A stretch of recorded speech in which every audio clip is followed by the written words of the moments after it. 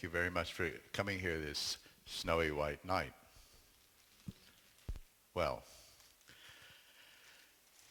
let's start somewhere. That's always the question. Where did things start? We're always worried about where things went. We're always worried about where things go. Did we ever remember where things started? That's always important as an artist. It may be important as a human being also. Where did you start? Did you start before you came to your mother? Did you start inside your mother? Where do your memories stop? Where did your photography begin? That's an important place to start. Where did your photography begin? So let's start with me. But it's not really where I started. It's when I started to take the picture. But it started long before then.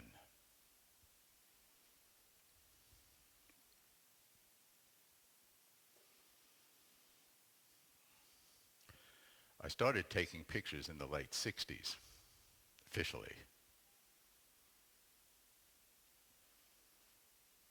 I was taking a camera, I was going from here to there, as a young man might. And I always tell people, and students especially, they want to know where to go, how to take pictures. There's usually only one answer I can give them. The only real way of learning about this business is to go out and take pictures. Somewhere along the line, perhaps, somewhere along the line, you might find a road that leads this way. And that road might take you to a place that you think you like. Or maybe a stop sign there. And you have to turn around and find another path. See, it's about finding the path, you see. It's about finding the shadow. It's about finding the other place. It's about finding the unexpected. It's about finding a place of the secret. That's what you have to start looking for. So this was the beginning of the journey, I guess, somewhere in the late 60s.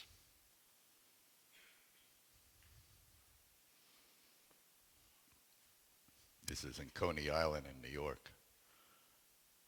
And see the wire here.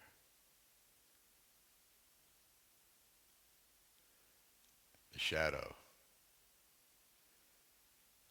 The object. What's reality? What's illusion? What's the shadow? Where does one take over? Where does the other split apart? This was again the late 60s in America. Sort of a civil rights type of photograph.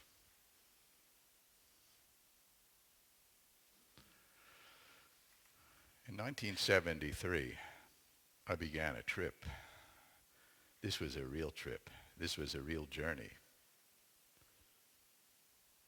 It was a very spontaneous one.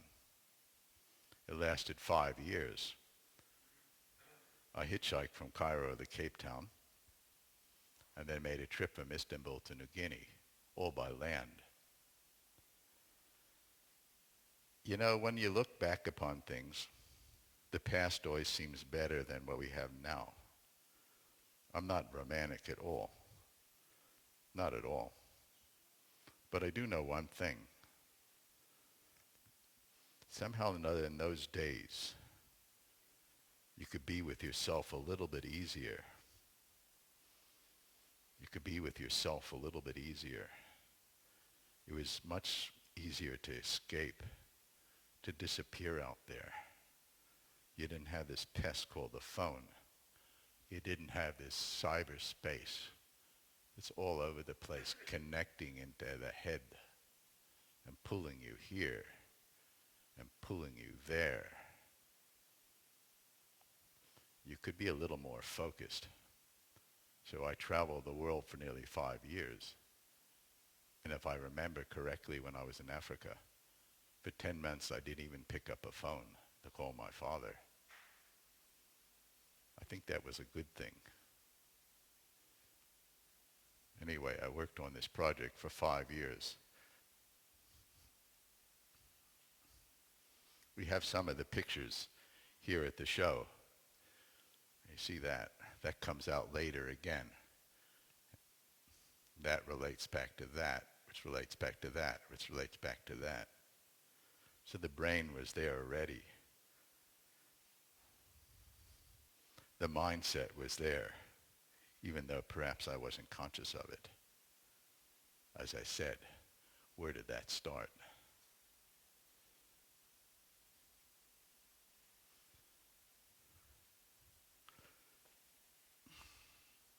Blown up boy. You see these things in the background here. Somehow or another, if you look at the animal world, like you see if you go around into the jungle or in the bush, and you watch the insects or the birds, and you watch something like a white moth. Do you know where a white moth goes, a white bug goes during the day? They go to something white. They know what attracts them. That's the thing, to find the thing that attracts you.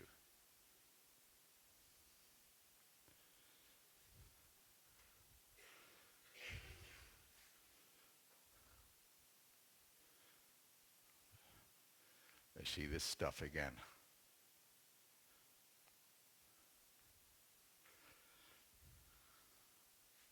This is in the show.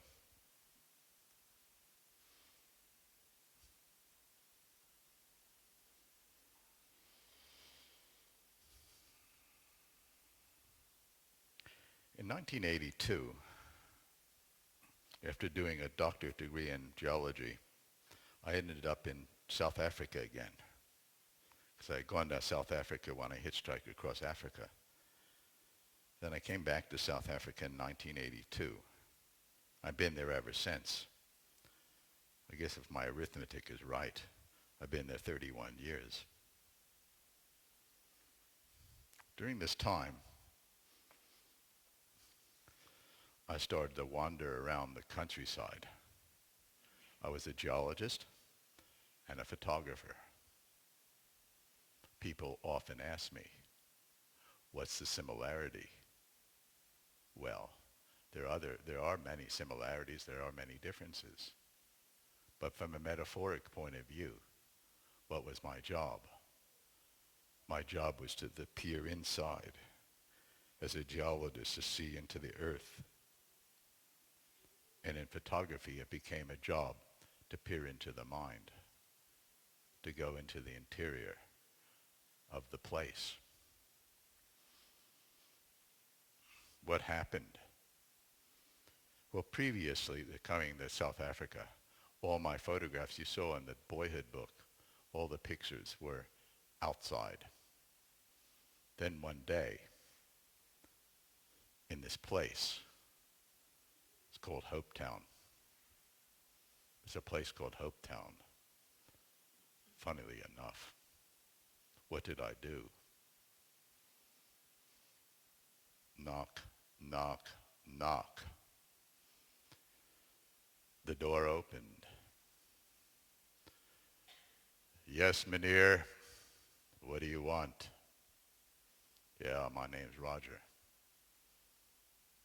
Can I come inside? Yes, meneer. Come inside, have some tea. Would you like some tea with me? Yes, I would. Thank you very much, sir. That was it. I went inside. I never went outside again.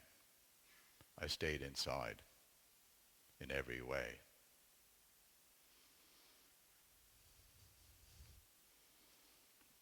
What did I find?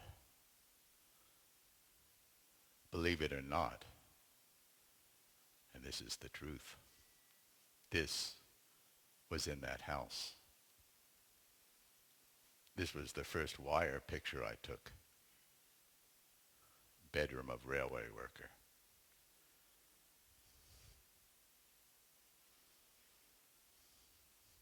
There were times, just like the river during the flood. You see sometimes what the flood does when the river comes over one side, and then the movement of the current takes you to the other side. As the river winds, and then the flood takes you to the other side. There were times when I got to the other side, and then I didn't know where I was. I found another zone in this place. I hadn't been there before. I found another zone. There are pictures I took like this that I really couldn't explain. I couldn't find the word. I couldn't find the meaning. I knew I had found something. I knew I had found something. I got pushed to that zone. And then the river pulled me back and left me on the other side again. But I had been there now. I knew that other place. I established my territory.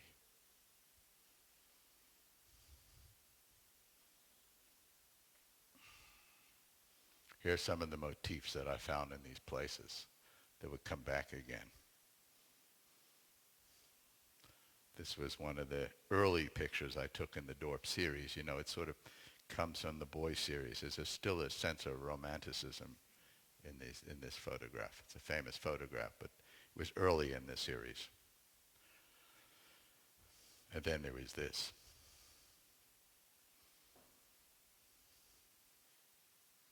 There was that, and the shadow behind it.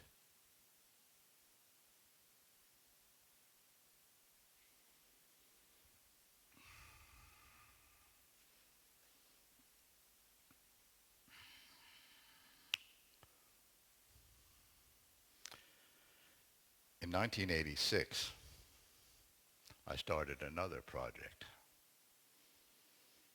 This was the longest of my projects. It was about 8 years. Part of the reason was that I was doing a lot of other work, and it was always hard to get into the countryside, and I had other work to do.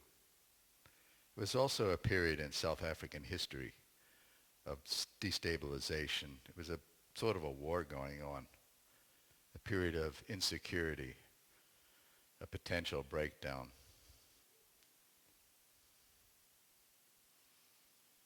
And during this time, I photographed a bunch of white people living on the margin, a forgotten group of people, a people that the whites in power, the apartheid government, wanted to forget about. I opened a can, as they say. I opened a scar. I opened a wound. It was a very difficult period for me when this book came out. I had death threats. I got arrested. Everybody ran. Everybody ran away from Mr. Ballen, except for one thing. My border collie, Leroy. Everybody else ran.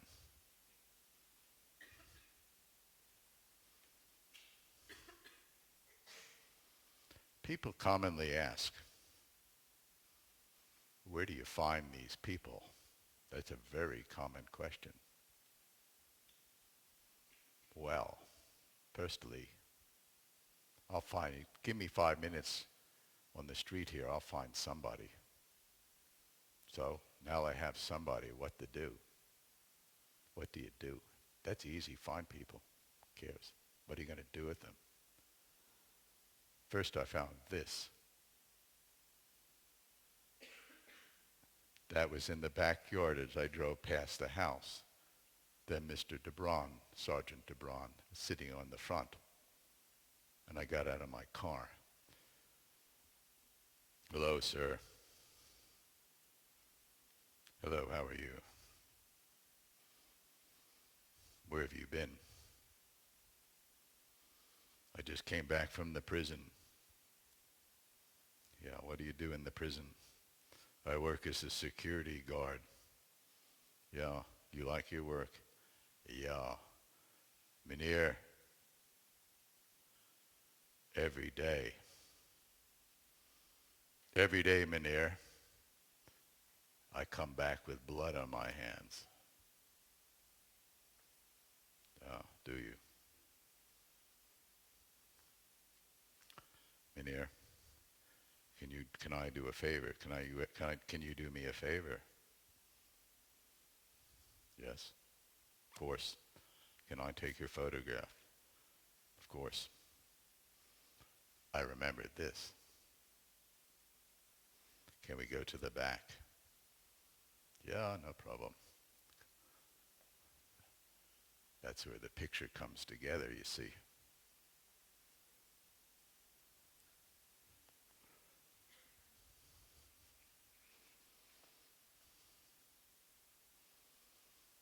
You see him. You see her. That wasn't allowed. That was fine. You could be in prison. You weren't allowed to live with people of the opposite sex. This man kept having sex or relationship with his maids. He was lucky because his father was the mayor of the city. So they didn't arrest him. They just moved him out further out of town. So I saw him one other place and he had another woman here, another black woman. And then they heard about that and they moved him out again. You see that? You see that?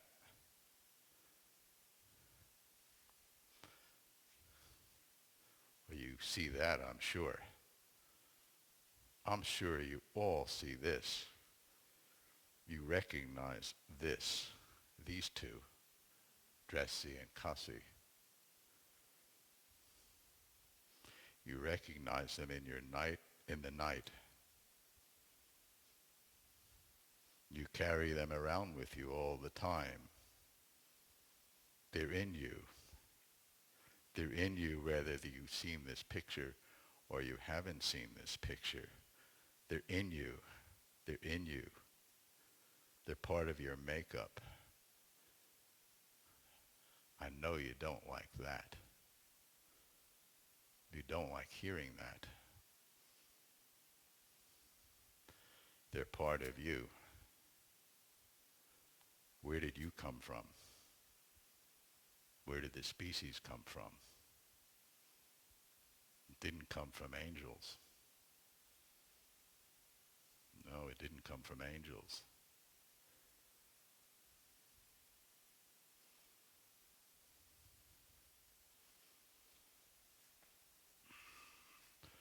Children from countryside and city home. Wife of abattoir worker.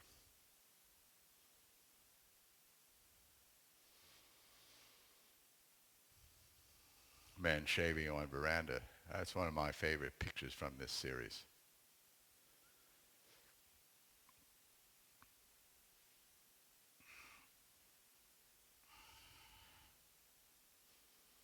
Outland. In 1994-95, as I mentioned, I finished Plateland. And then things shifted very, very dramatically, very dramatically. Firstly, I stopped going to the countryside. I didn't go to the countryside anymore and haven't been to the countryside to take pictures since 1994.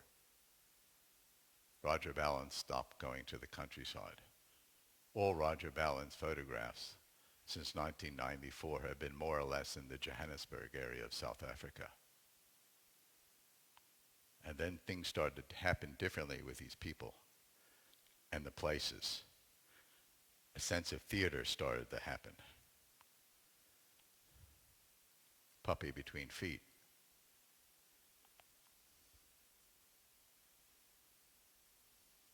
What happened here? I got a macro lens, and I didn't realize I use a Rolleiflex analog camera since 1982, and I still use it. I don't use digital cameras. I use film, and I have the same Rolleiflex basically for the last 30 years. And I found the macro lens in 1999, and this was the first picture I took with that macro lens. It's a very famous photograph. Man holding cat. Now, nobody's been able to answer this question in my career, I have to tell you. See, we see this. We see that. Good relationship. Good. But what about that? See, you take that away, you lose a dimension to the picture. What is the relationship of this flower to this, to that? I've always said, and I'll say again, that the best pictures leave you in silence. You can't get to that. And if you think you're going to get to it, you won't.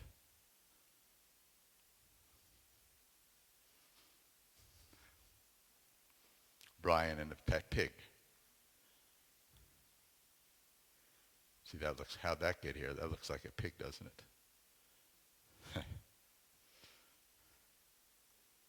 Cat catcher.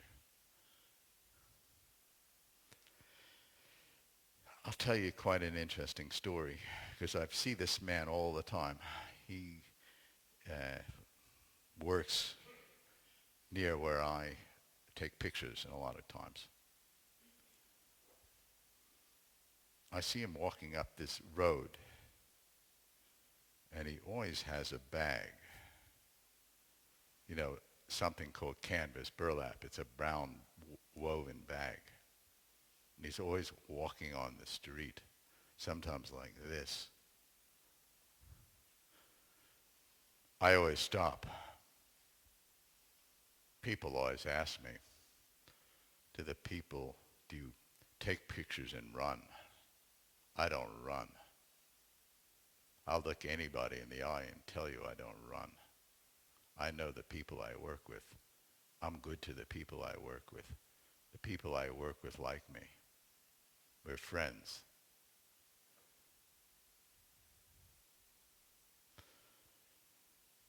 So I stopped. This must have been 3 weeks ago. I stopped. How are you? I'm fine, Mynheer. Can you take me? Yeah, I'll take you. I'm a little bit busy, but I'll take you. Get in the car. Get in the car. Well, I have a car, it's like a seats in the front, and then there's an open back. It's called a bucky in South Africa. I go in the back. Why? What was in the bag? These things. What was this man doing? See that word, cat catcher.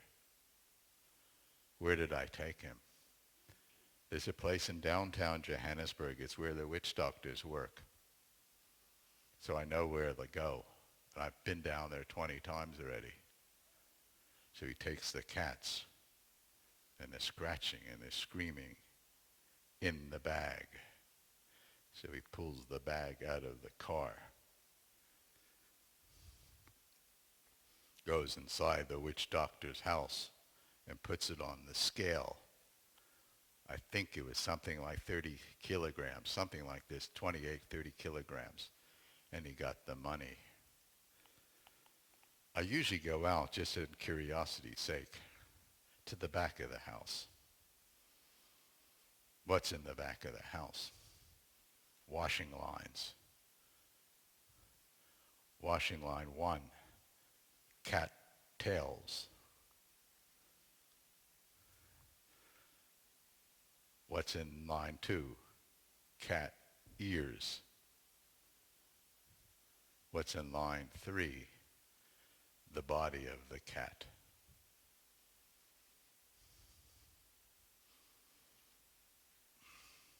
Woman, man, and dog. I really am a great believer in the decisive moment in photography. You'll see that my pictures have become more and more abstract over the years, but I still am a great believer in the moment. I think photography is at its very best, in my opinion.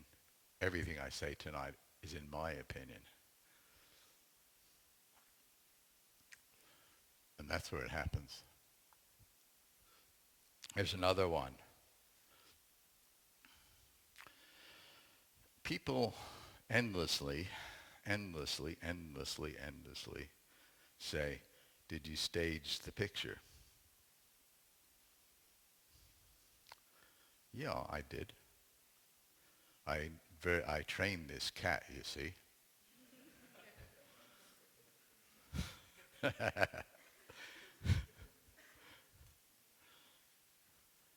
See, I told the cat, every time somebody pulls you by the tail, you have to make your arms look like thing up here.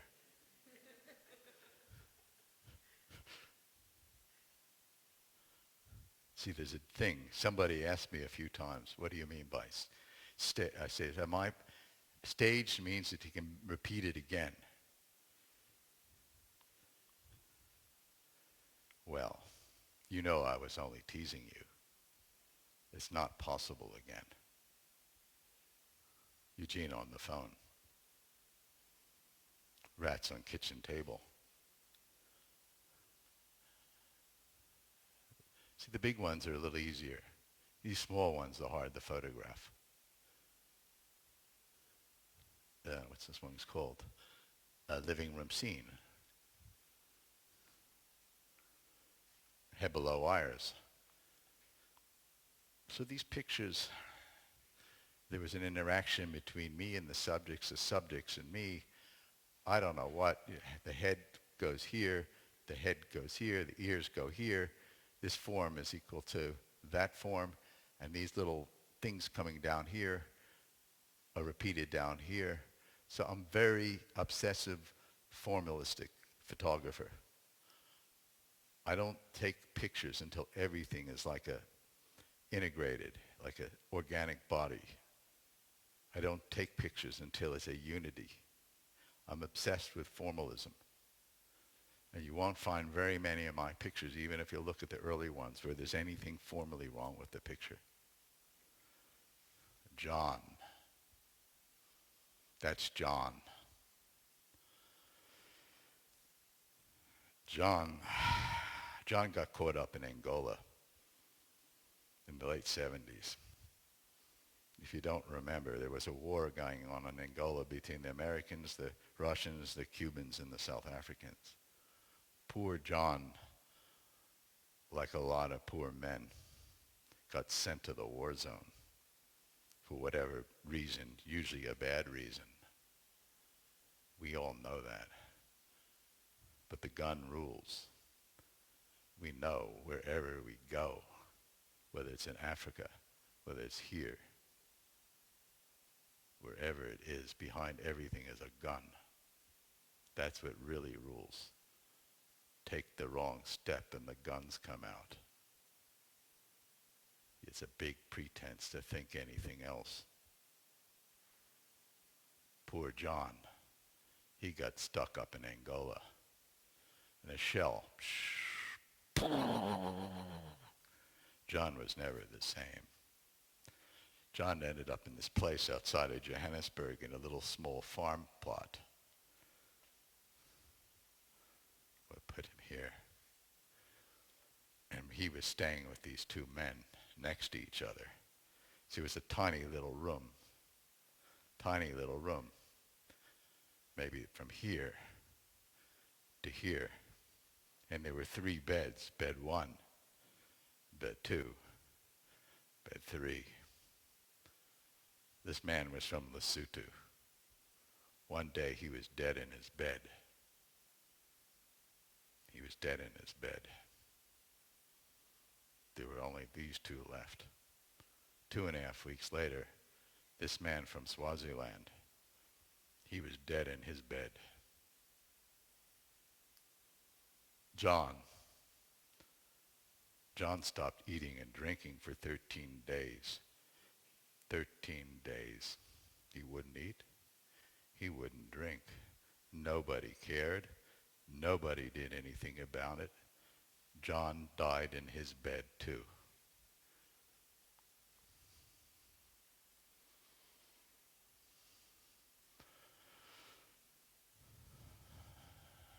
Scrap metal worker holding globe. He's far from being an atlas, an art.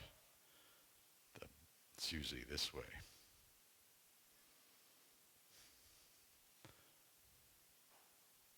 This was in the Outland series, this was the only still life, if you want to call it a still life, that I took. It was in a person's bedroom, young boy's bedroom. How can you tell that? Well, your eyes probably aren't so good.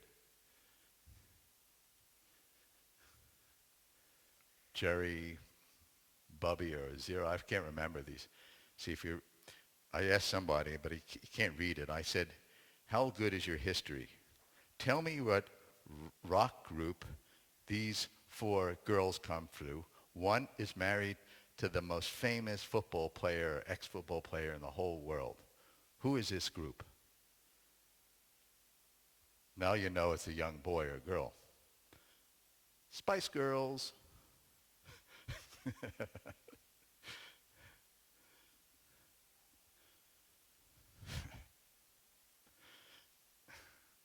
Tommy Sampson in a mask. See the forms. Dee, dee, dee, dee, dee, dee. They were living in together in some place, some schoolroom.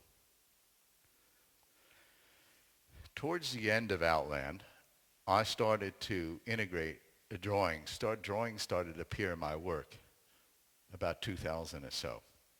They were still portraiture. And this period I call the transition period. It's when the drawings started to appear, yet there was still portraiture. Well-behaved cat. Cats are tough. Cats don't like being photographed. Cats don't listen. Cats get a fright with the flash. Cats scratch and bite when you go near them. So when you get pictures like that, you have to be very pleased. Shadow chamber.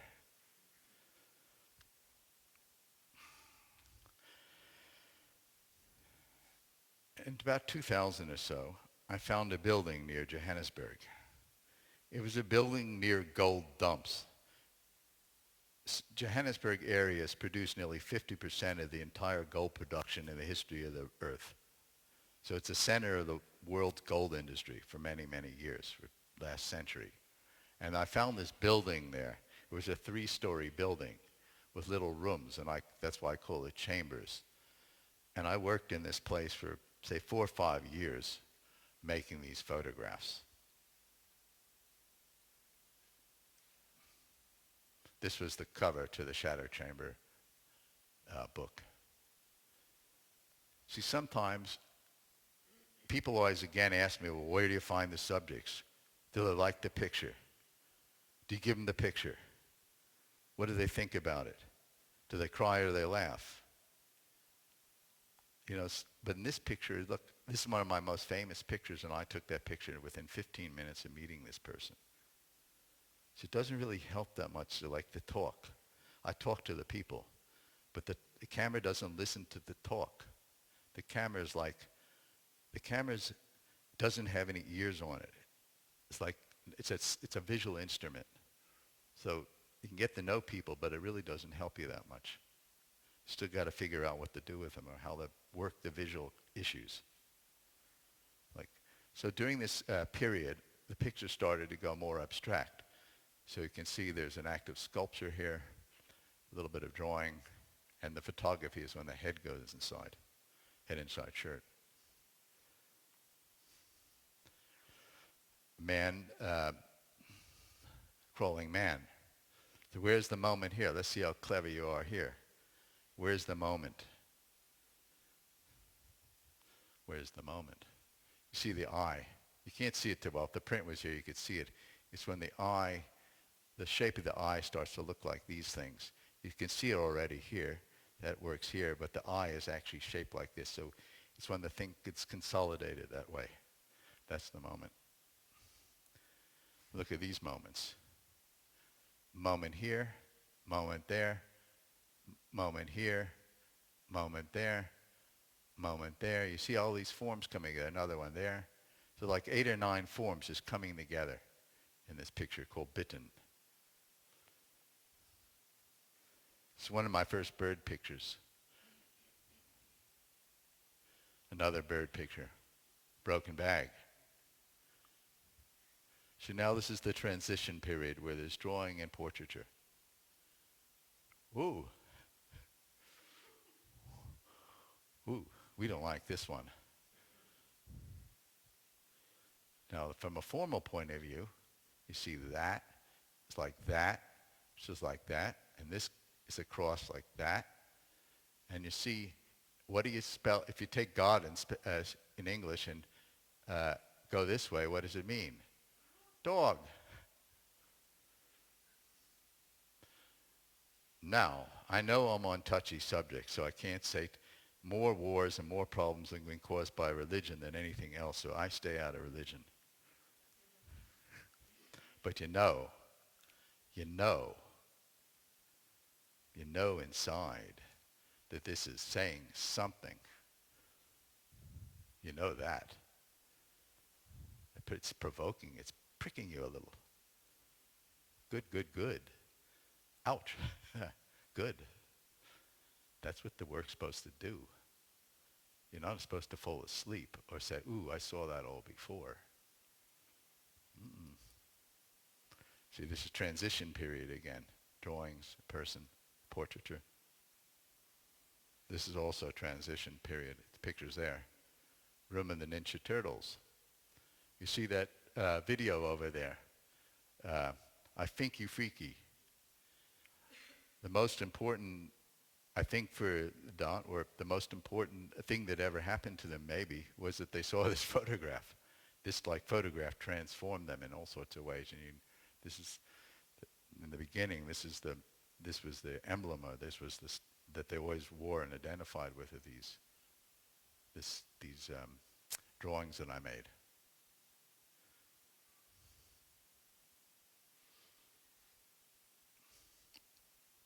Skew mask.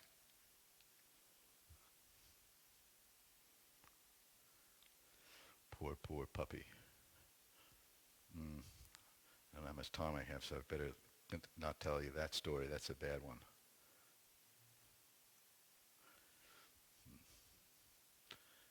This is the only outdoor picture in Shadow Chamber called Hanging Pig.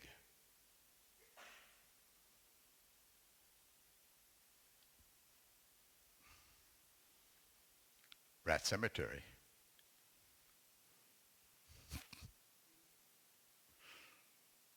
Ooh, here's another one. Mr. Rat.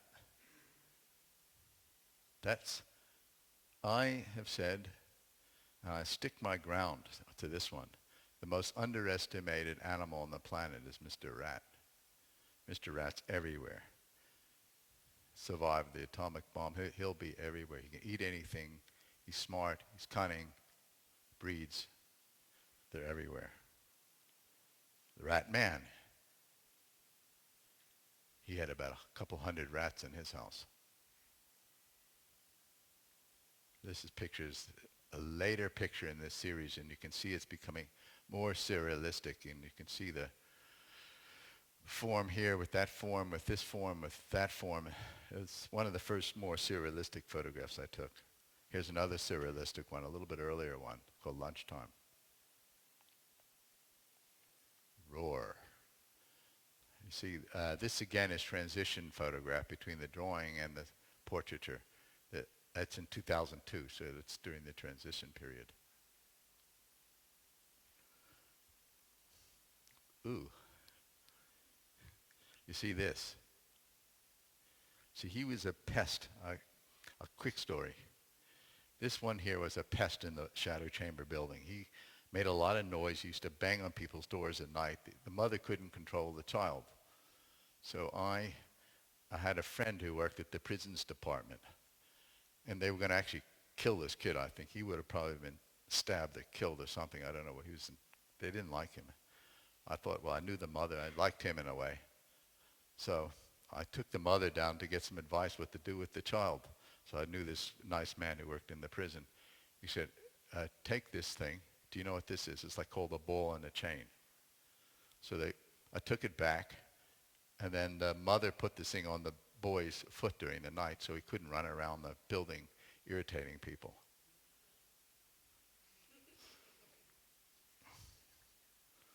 This was one of the first photographs I took that combined painting, drawing, sculpture, because he's like sculptural, and photography, the moment when his arms become like the goose. So this is one of my most important pictures in that series, Wall Shadows. See that? That's even harder to catch than a cat. Mr. Roach doesn't like to hang around during the day, and he runs fast, and he hides. So that, I was very proud. That's one of the few insect shots I've gotten over the years. Kitchen counter. There are plenty of roaches in this place. Plenty. Woo. And where's the magic moment here? Let's see how good you are here. Where's the moment? Nobody's ever gotten this one. And if you get it, it's because you've been to one of my lectures. It's when the eye goes black. Then you don't know whether he's dead or alive, you see. It's ambiguity. Ambiguity. Funeral rites. This boy was running around pretending he was a cat. It's called Prowling. Quite a beautiful formalistic photograph. In 2004, I had just been to Russia, and then I came back to this place, and it was torn down. They tore it down, and this was the door that I used to go in and out of the building.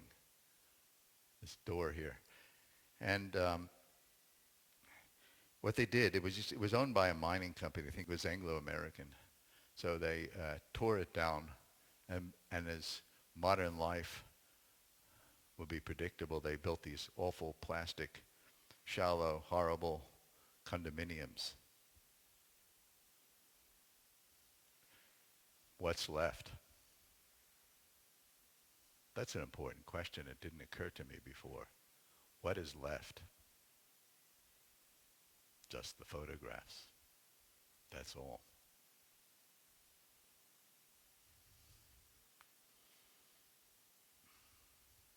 Boarding house. From 2004 to 2008, I worked in another building, another place. There used to be a warehouse for the mines. It was like bigger than this space, this building here, bigger. And people divided these spaces with tin, with wood, with sheets, and lived in this building. So I call it the boarding house. And people moved into this place. In South Africa, they call it squatting. And nobody owned the building. It was just an empty building. And they made a life here. And I worked in this place, as I said, for 4 or 5 years. See that eye there? See that? See that?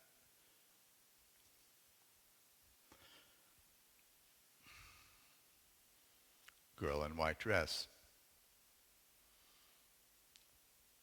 Oh, I forgot that. I shouldn't forget this.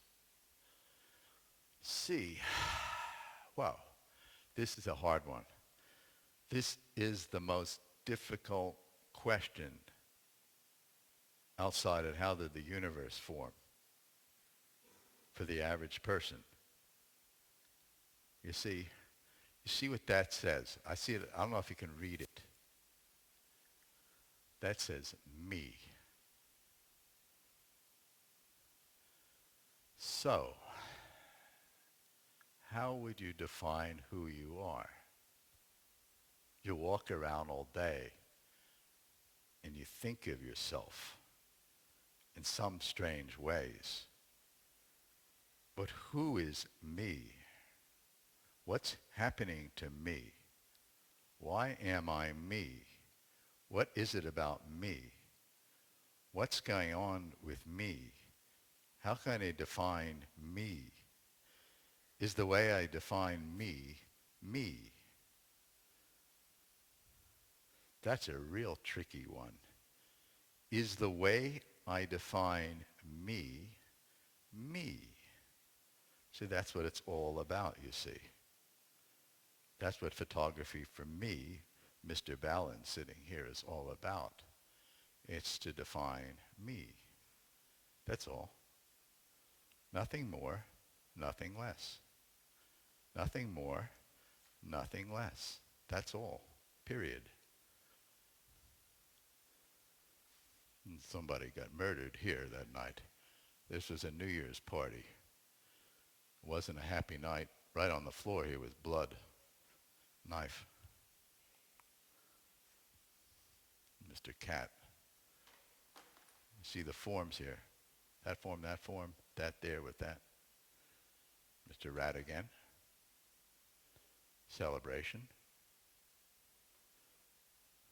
He's celebrating. He's happy. Another one. This one is called Cut Loose. It's over there. But see, it works because of that. See, it makes sense because that's there. Without that, there's no picture again. There has to be a logic, a narrative. The picture actually has to make some sense to the mind. There has to be a beginning and an end. Not just a beginning and no end. There has to be a completion in the picture. Ouch. Bite. He had to go to the hospital. He thought he was so smart. My assistant had to take him. He got bitten. And what about this up here? What's that all about? Sleeping on the floor. Look at this with that. That ear with that up there. Most of these people in this place, and there were every mixture of blacks, whites, this and that, but most of the people during the day or night did this security work. So they would, if they worked at night, they would try to find a quiet place, and this guy found a quiet place in this thing, and somebody put him in here, and Mr. Ballen was there to catch it. This is one of my favorite pictures. This is sculpture, painting, photography, when this relates back to that, the moment. Clear, simple, precise, complex. Scavenging. He's like, I should have called this squirming. So this child, the mom, this was like a witch doctor's place behind here. The mother was sitting in there with the witch doctor.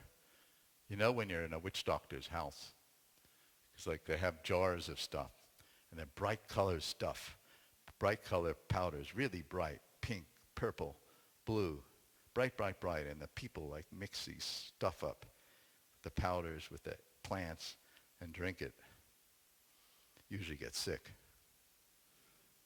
The baby couldn't stand it in there, worming his way out.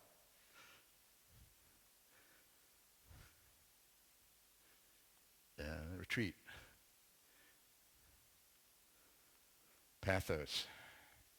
Now the guy who ran the boarding house, his name was Durkee.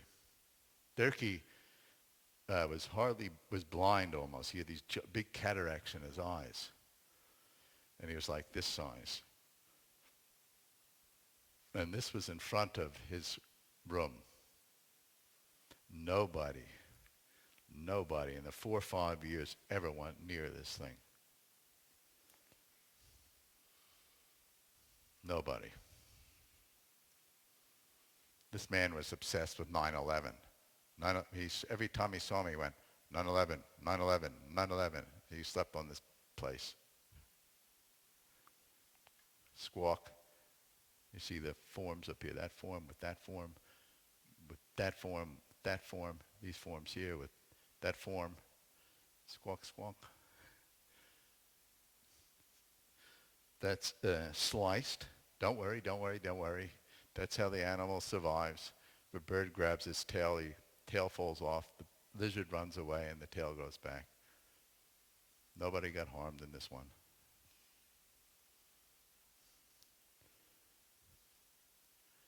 You see him. We don't know what's going on up there. What type of place is this? But what's he doing? See, I was watching him. I was watching him when he was over here. I had an idea that he would end up here. I wasn't sure. But how did I have an idea that he might end up here? Let's see if we can get that one. How did I predict that one? Spare ribs, chicken. What dog wouldn't go after spare ribs and chicken? So I knew he'd be around there. And I was waiting. Washing line.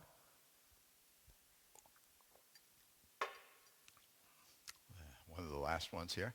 Washing line. What went on in this room? This room, I counted, I think about 24 cats and about 10 dogs in a room about this big. This room kept these, and this woman kept going around the boarding house and trying to find these wires. And then the way I took this picture was this. I couldn't go inside. I didn't really want to go inside. This was against the wall. So you had to hold your breath. I got,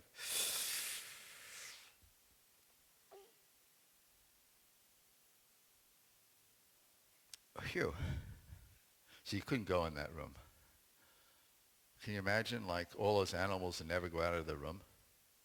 So, like, the animals got these diseases. I don't know if it's a disease, but scurvy or something, like the fur, like, was falling out. So, like, the dogs and the cats had, like, patches, like my head, you see? Got a little hair here. And, like, there's a spot here. You see the spot? Well, like, that's what happened to the animals. Like, the hair fell off. Like mine. So mine took longer, though. These ended up here on this honeymoon, and they ended up in this place. Three brothers. They kept following each other to the bathroom, to the kitchen, back to the bed. There were 3 brothers here. 1, 2, 3. And their pet chicken. Terrorized. What do you think he's scared of? Right there. He's heading somewhere out of there. He doesn't like him. This is not a nice place. I'm telling you, this is a very rough, difficult, complicated, hard, brutal place. That's what I can tell you of that. And humanity comes through in every level that you might think. There's no escaping humanity in this place.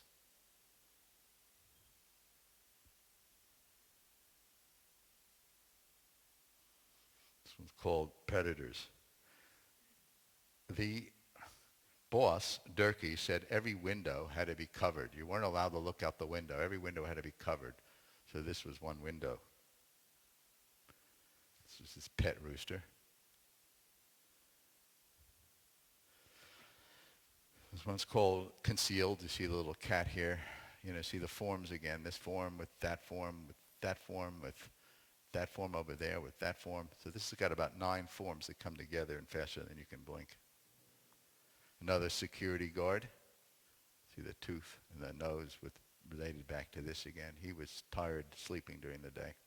This friend was sleeping up here. He ended up in the basement. He tried to steal somebody's TV and ended up in this place.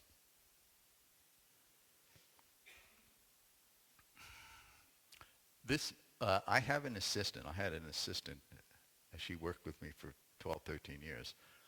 But this young man was also sort of my assistant. He was a nice young man.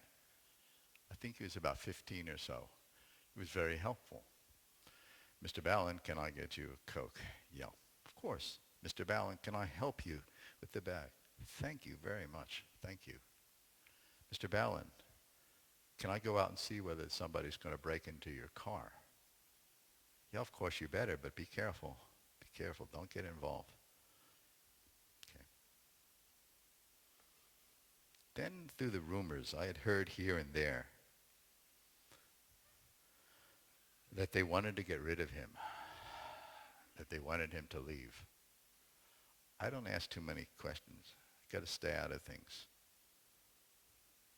I know where my line is. You don't survive in a place like this for 5 years if you don't know where your line is. That's important in photography. You got to know where your line is. You know, you're bringing somewhat of an aggressive tool into a place with a camera, so you got to know where the line is.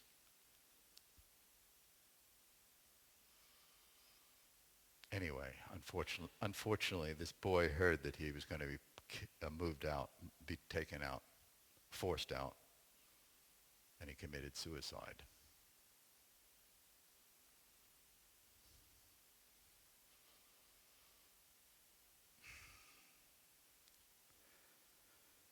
There was another place like this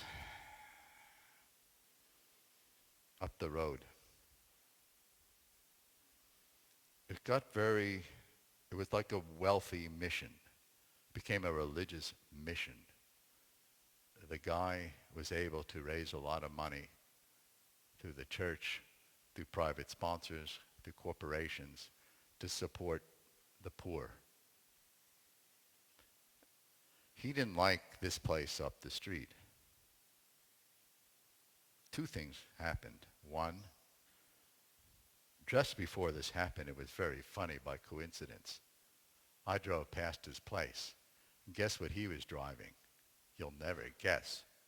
A red Ferrari. Anyway, what does it mean if somebody has a red Ferrari? It's usually you have a lot of money. What does money bring? Money brings power. I don't care whether you're in Africa, or whether you're in Austria, or whether you're in Timbuktu. Money's power. Brings things. He paid the police. I know that. To destroy the place. To kick everybody out. And that's the end of the boarding house.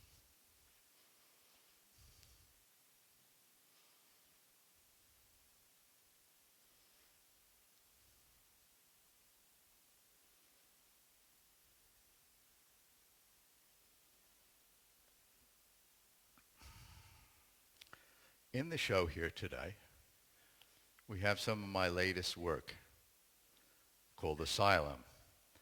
Asylum I've been working on for about 5 years now. Every picture in the Asylum series has a bird in it, every one of it. You can see up there, I would suggest, if you can go see the installation I made up there. And on the right-hand side, that right-hand side, there's some of the later pictures from the Asylum series. So I've been working with birds in a particular place near Johannesburg for the last 5 years, and the book will be published at the end of the year, early next year. This is one of the pictures. It's over here. And you can see in these pictures, there's a lot more drawing, and there's very few portraitures anymore. I mean, I forgot to tell you that In about 2003, 2004, the face really disappeared from my pictures. So for the last 10 years, you don't find many faces. Here's the feather, here's the bird. The abstract, more abstract piece.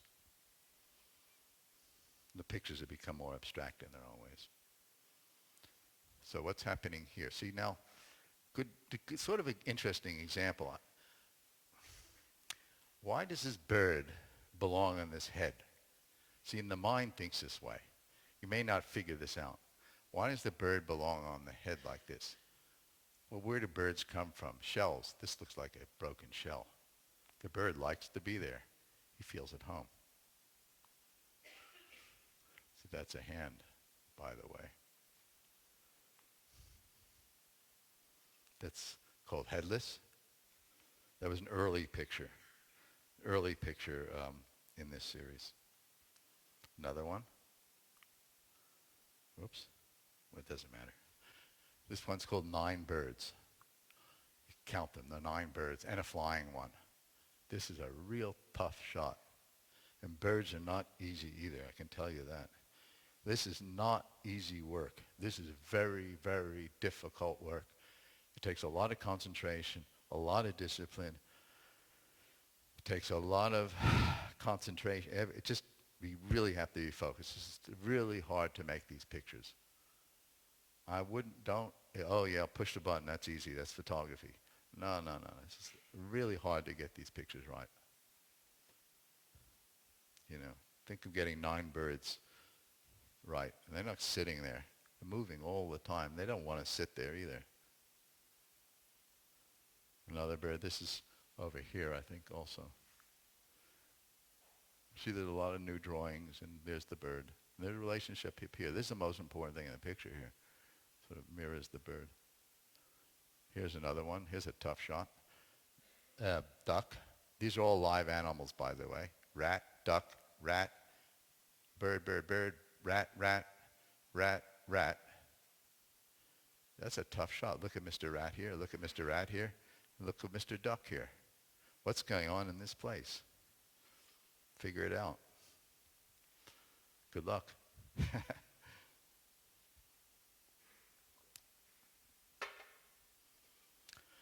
Oh, well, this is the last one. All good things have to come to an end. I commonly say, if you've seen some of my lectures, I think this is the best way to explain things. Because I don't like always saying the same thing all the time, but I have to bring this up. I commonly hear, whether I'm here, I know that's English, here, that's why my English language is so difficult. People commonly tell me, "Oh, Mr. Ballen, your pictures are so distressing to me. Oh, Mr. Ballen, those pictures are dark. Oh, Mr. Ballen, don't you feel sorry? Oh, Mr. Ballen, these pictures make me nervous."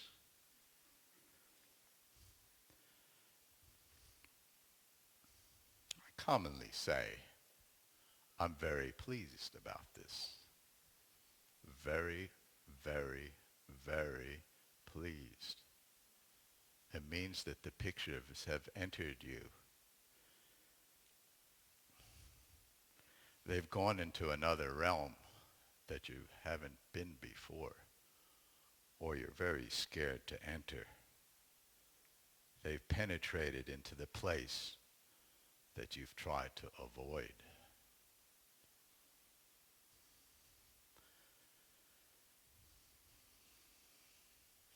Just remember, and don't forget, the light comes from the dark.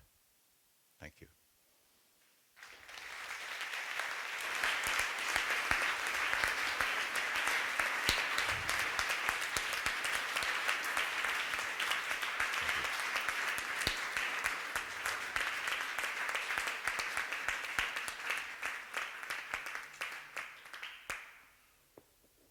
I don't know what the timing is here. I'm happy to answer a few questions, I guess. I don't know what the very important thing in the photograph. And so the bird transforms the installation in its own way. through the moment. And so, yes, you could say, oh, well, you can put the bird in some other way. Well, that's fine. But I can't get the bird again like that. So it's a very fine line, and it depends on how you define the word. But all I'm trying to say in very simplistic terms, because we could get into an endless philosophical questioning issue here. All I'm trying to say, if this picture, the way it is, can't be repeated exactly the way it is. That's all I'm saying. I think it is not necessary to ask you any questions because it's all there.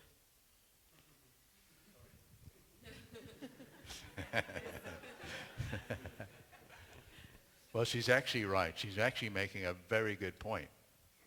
That's what I said earlier, it's there.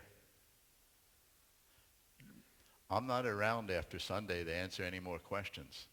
You've got to look at the picture and just react to the picture. Don't start to second guess whether I went to the Salvation Army and got the people, or whether I asked the wealthiest people in South Africa to pose for me, or whether I went into a studio, or whether I went into a broken home to take the pictures. Forget all about that stuff. You'll never know. Look at the picture.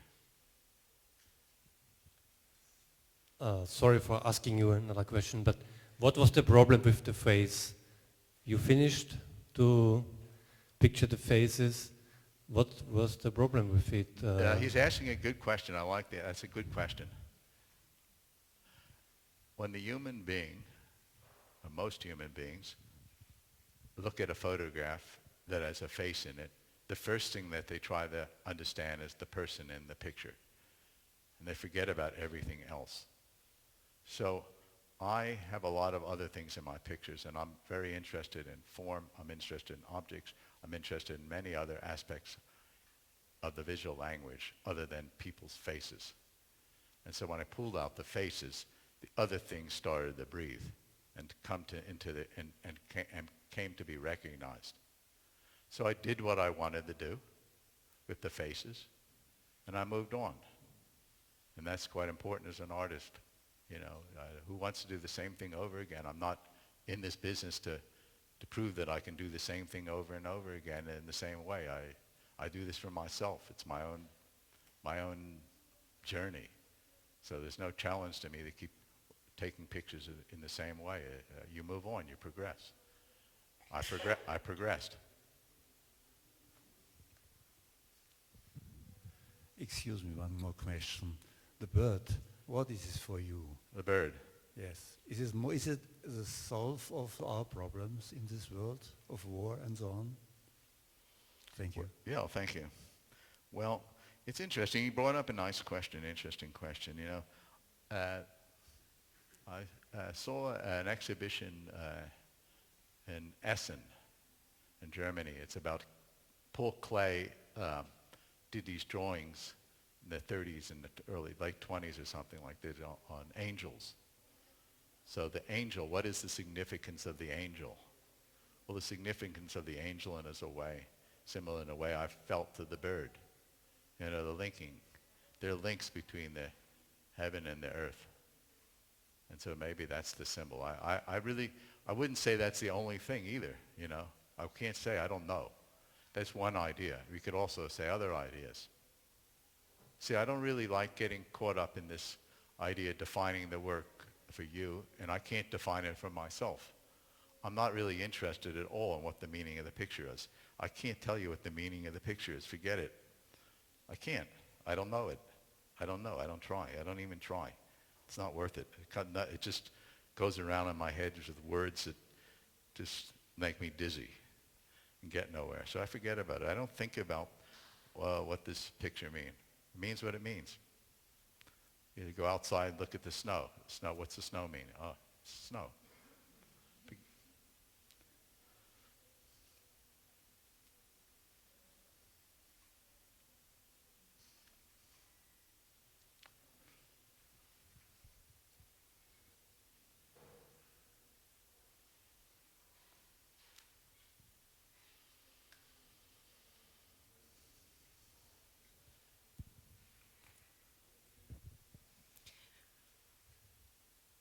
Roger Ballen, thank you very much.